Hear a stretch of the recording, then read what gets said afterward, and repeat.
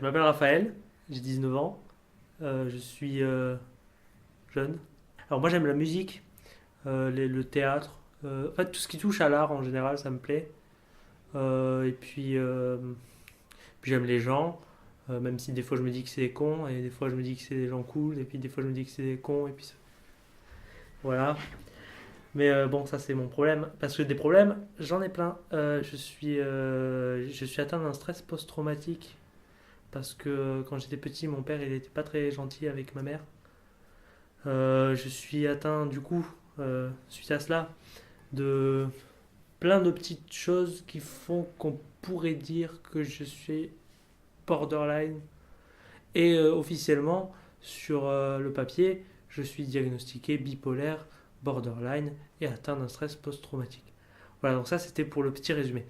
Alors, qu'est-ce que c'est que quelqu'un de borderline? Eh ben, c'est quelqu'un qui est toujours, comme son nom l'indique, aux limites. C'est-à-dire que j'ai l'impression d'être une cocotte minute permanente qui essaie de. Je sais jamais quand je vais exploser, mais quand j'explose, ça fait peur à moi, aux gens. Quand on est borderline, on n'a pas forcément conscience que ce qu'on fait c'est pas bien, mais on le fait quand même parce qu'on fait tout pour pas être abandonné. Et ça peut passer par de la manipulation, ça peut passer par plein d'autres choses. Ça peut passer par des comportements dangereux, mais tout ce qu'on veut, c'est pas être seul. Et quand on est entouré, on peut se sentir seul quand même, parce qu'on voudrait être entouré beaucoup plus. On a besoin d'un espèce de cocon permanent. C'est compliqué. C'est compliqué, mais on peut s'en sortir. Moi, je prends des médicaments et j'encourage tous ceux qui disent oui, il faut pas prendre de médicaments parce que c'est pas bon pour la santé. Ben, va dire ça à un diabétique. Eh, dis donc, prends pas d'insuline parce que sinon tu vas mourir. Voilà. Ça sert à rien de dire que ça sert à rien parce qu'au final, personne n'est à ta place pour décider de si oui ou non tu dois prendre des médicaments. Et je sais que depuis que j'ai mon injection de traitement, je me sens beaucoup mieux. Je me sens à l'aise en société. J'ai plus besoin de. J'ai plus de névrose. Bon, forcément, c'est pas magique, c'est comme une béquille, quoi. Ça peut aider à marcher, mais si on n'a pas la volonté qui va avec. Être bipolaire, c'est compliqué parce que ça fait changer d'humeur tout le temps, changer d'humeur et de façon de penser aussi. On peut se sentir d'un coup tout puissant, euphorique, et d'un coup on se sent, pour la moindre contrariété, faible et inutile et triste. Mais ça aussi, ça se règle par les médicaments et par un gros travail sur soi. Il faut aller voir des professionnels, il faut accepter l'aide des professionnels parce que même si des fois on se sent un peu pris pour un bébé ou pris pour ce qu'on n'est pas, il ne faut pas être dans le déni de la maladie ou des problèmes parce que c'est le meilleur moyen de les laisser nous bouffer en fait. Il faut vraiment toujours se dire ok, j'ai ça, et plutôt que de se dire j'ai ça, ça fait de moi quelqu'un de moins bien, bah, il faut se dire j'ai ça, ça fait de moi quelqu'un qui a un truc en plus. Et ça, c'est le plus important pour se sentir bien. C'est se dire qu'on n'est pas quelqu'un de diminué, mais on est quelqu'un d'augmenté. Voilà, je pense que c'est ça le plus important. Après, je pense aussi qu'il faut trouver des activités qui nous épanouissent. Moi, j'ai choisi la musique parce que quand je fais de la musique, je pense plus à rien à part à ce que je fais. Et du coup, bah, c'est très important ça. Il faut. Je dis beaucoup, il faut. Le passé, c'est le passé. Alors, quand on vit des trucs atroces, bah, soit on accepte d'avoir vécu des trucs atroces et on dit c'est comme ça, je peux pas, j'ai pas de machine à remonter le temps et il va falloir qu'on s'en sorte. Soit bah, on laisse nos problèmes et le passé devant nous, quoi. Comme s'il était là tout le temps, le passé, le passé, le passé, sauf que le passé, on peut pas le changer.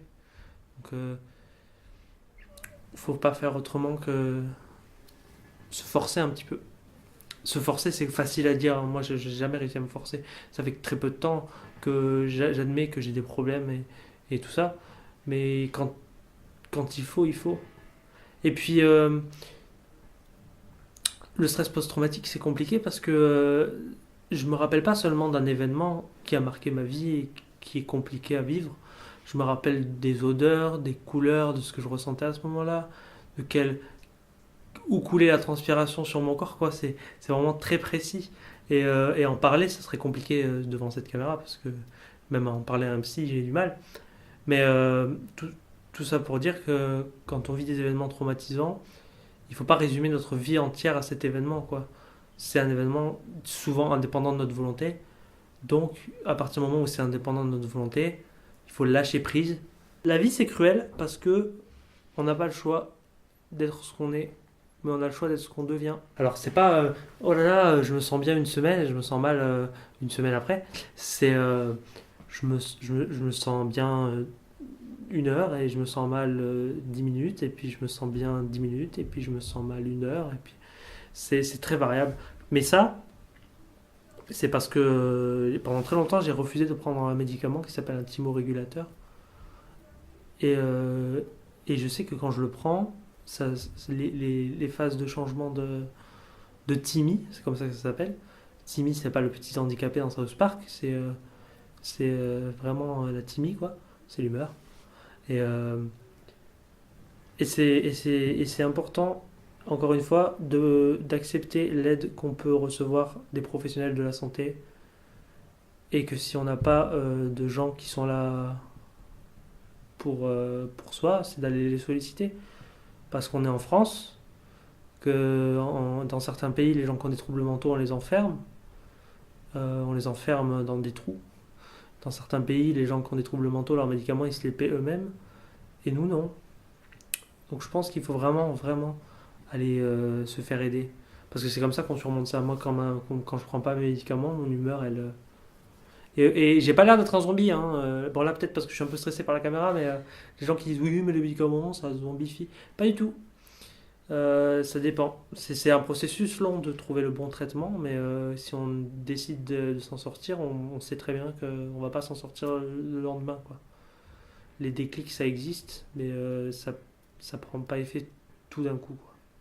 De toute façon, il ne faut pas se résumer à ces problèmes. Il faut simplement les accepter comme une force. Parce qu'une fois qu'on s'en est sorti, et je suis sûr que tout le monde s'en sort, bah, on se sent mieux, on se sent plus puissant, et on se sent avec du vécu. Et avoir du vécu et de l'expérience, c'est le plus important dans ce monde qui bouge. Ouais, des fois je fais des crises classiques. C'est des crises où tu casses des trucs. Parce que t'as plus d'autres moyens d'expression que la colère quand, quand personne veut t'écouter, ou quand t'as l'impression que personne veut t'écouter. Parce que c'est souvent des impressions, quoi. Du coup, je prends des trucs et je les casse. Et ça me soulage. Pas du tout. Ça me soulage, c'est l'illusion du soulagement, quoi. Mais au final, tu te rends compte que t'as juste cassé des trucs. C'est toi qui as cassé, quoi. Parce que je suis très sensible. Alors ça, c'est... waouh. Ça, c'est... je sais pas si c'est un problème. Il y a plein de gens qui disent que c'est un problème. Mais moi, je peux pas voir de films d'horreur. Je peux pas... je peux pas voir de sang. Tout ce qui est violent. Enfin, si, je regarde des mangas. Donc, je sais pas. La violence, ça me dérange pas, mais...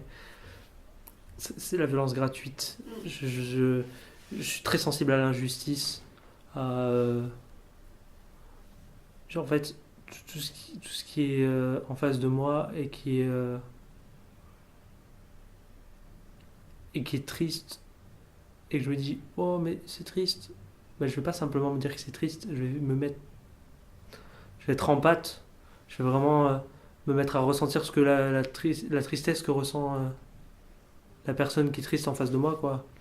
Donc du coup je suis très très sensible, mais certains diront que c'est un problème, d'autres diront que c'est une chance, parce que du coup l'inverse d'un sociopathe, quoi, un empathe. Mais ça peut être très fatigant, très épuisant quand on ressent tout ce qui se passe autour de soi fois 1000, quoi. Et il y a des moments où j'ai tellement l'impression de tout ressentir très fort que j'ai l'impression que je suis même pas dans moi, quoi. Et, euh, et que ce que je ressens, c'est pas ce que je ressens. C'est compliqué à expliquer. D'un point de vue physique, j'ai l'impression d'être derrière moi, en fait. Et que ce qui se passe, c'est tellement fort que c'est pas moi qui le ressens, c'est quelqu'un d'autre. Alors que c'est moi qui suis dans mon corps. Ce qu'on peut appeler de la dépersonnalisation ou de la déréalisation, je sais plus. Mais tout ça, c'est pas évident à gérer, hein. Là, je fais le mec, ouais, faut s'en sortir. Mais en vrai, des fois, c'est pas facile. C'est jamais facile de s'accepter. Parce que moi, je suis pas bien dans ma peau, hein. Pas bien du tout. Ça, c'est un truc de fou.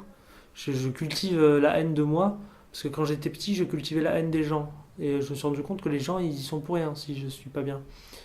Ils essaient d'être là et moi je les critique à longueur de temps. Donc je commençais à diriger ma haine autre part et c'était vers moi. Donc je me suis scarifié, je me suis fait du mal plusieurs fois. Et là je commence à me dire que c'est peut-être pas la solution. Peut-être que la haine il faut la transformer en autre chose parce que ça, il n'y a pas de truc qui bouffe plus que la haine quoi. Et, euh, ça fait mal d'être sensible, d'être malade. Mais il faut laisser personne nous dire qu'on est juste ça. Je ressens souvent la tristesse d'être seul. La moindre personne qui me dit bon bah j'y vais, pour moi ça veut dire bon bah je vais t'abandonner à tout jamais, salut. Alors que la personne va juste acheter du pain, tu vois.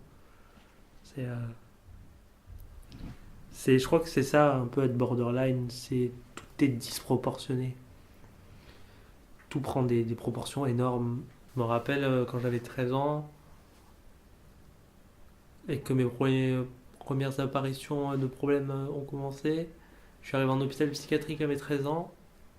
J'ai pas compris tout de suite que dans quoi je m'enfournais là.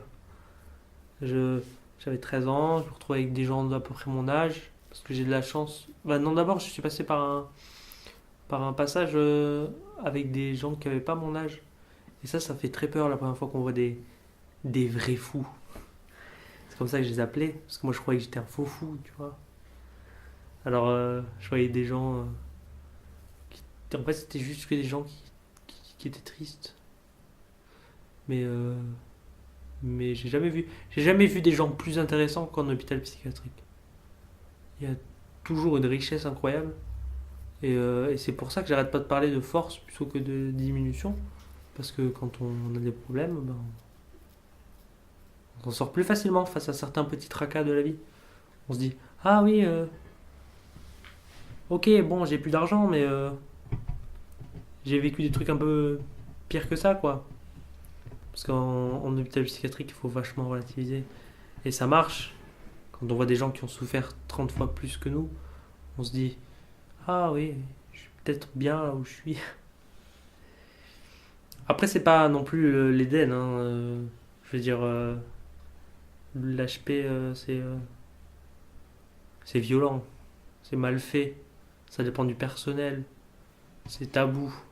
Je me rappelle quand j'étais à l'hôpital d'Agen, ils ont dû installer des murs sur les grillages pour pas que les gens nous voient, parce que les gens se moquaient de nous quand ils passaient. Mais du coup, on se retrouve encore plus enfermés, quoi. Même à l'école, quand on parlait de la candélie, tout le monde disait oh, c'est des fous. Et moi j'étais là, ouais, c'est les fous qui vont là-bas. Moi, j'étais en vacances l'autre jour, je suis pas venu. Pression sociale sur les mecs sensibles, quoi, c'est incroyable. C'est genre, ah, t'es une gonzesse ou quoi? Mais non, juste. Mais de toute façon, ouais, moi, je suis passé par plein de moments et je pense que je passerai par d'autres moments. Et j'ai tellement peur de l'échec que je fais rien du coup. Bah oui, je fais plein de trucs, mais je les finis jamais. Quand on est en crise d'angoisse, il y a un truc très bien qui fonctionne sur moi et qui peut fonctionner sur d'autres gens. La respiration abdominale, c'est de la sophrologie, quoi. Il faut juste aller voir sur internet qu'est-ce que c'est que la respiration abdominale, parce que je ne saurais pas vous expliquer. Mais en faire quand on angoisse, c'est très utile parce que ça ralentit le rythme cardiaque et du coup, bah, déjà ça fait penser à autre chose, se concentrer sur sa respiration. Et surtout, bah, ça permet de. Parce que moi, par exemple, je suis hémétophobe. J'ai peur de vomir. Déjà, rien que dire ce mot, c'est compliqué. J'ai très très peur de ça.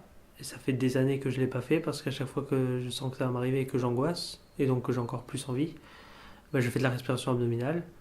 Et je pense que ça peut s'appliquer à tout type d'angoisse, quoi. Ça me permet de penser à ma respiration, de penser à moi et de et d'aller mieux, quoi. Ça ralentit un peu le corps et du coup ça calme. Je suis sorti avec trois choses mon traitement, l'envie de s'en sortir et accepter qu'on a des problèmes. Et généralement, accepter qu'on a des problèmes, ça fait naître l'envie de s'en sortir. Et l'envie de s'en sortir, ça fait naître l'acceptation d'avoir un traitement quand on a ce genre de problème. Il faut laisser aucun oncle à un repas de famille dire mais t'as pas besoin de ça, c'est pas grave, moi je te dis un bon coup de pied au cul. Non, non, ça marche pas comme ça. Ça a jamais marché comme ça.